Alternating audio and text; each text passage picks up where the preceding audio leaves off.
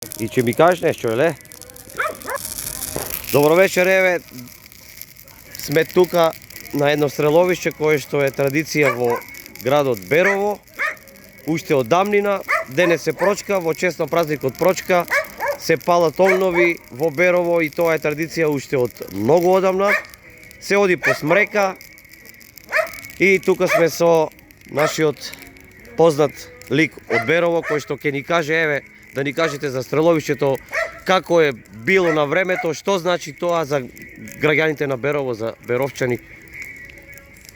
Порано се многу правеше ептен, многу смрика, користехме и гуми. Денеска по желба на внуците направихме 2-3 смрики колку да одбележиме празнико и толку да не загадуваме средината. А значењето на стреловишето кое е? Тоа е некоја традиција од старо време за ден прочка. Така. Да. Треба ли ваквата традиција да продолжи според вас и во иднина? Изумира од година во година. После 7-8 години прв патта порасна и разбраа оти некаде прават и дедо да направиме, ајде дедо ќе направи малку. И донесох со колата, донесох 2-3 смрика, не со трактор, како ние што одевме на време. А се даваше порано многу значење на ово. Значи се одеше по смрики, се одеше. Се одеше, многу. Па скоро секоја мала си правеше.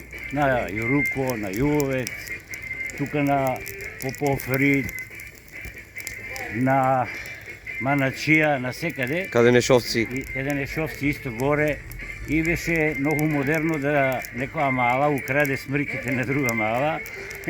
Тога ела си гледа циркус. И се викаше, например, јас памна като малечок се викаше. Да, викаше се и машкото викаше за девојчето. Да.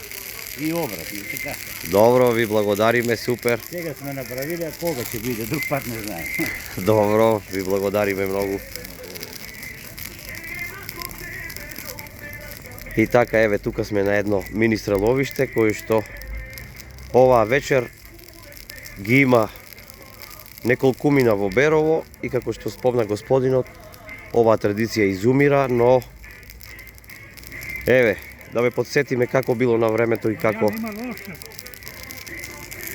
се собирале луѓето во Берово да го прослават празникот прочка.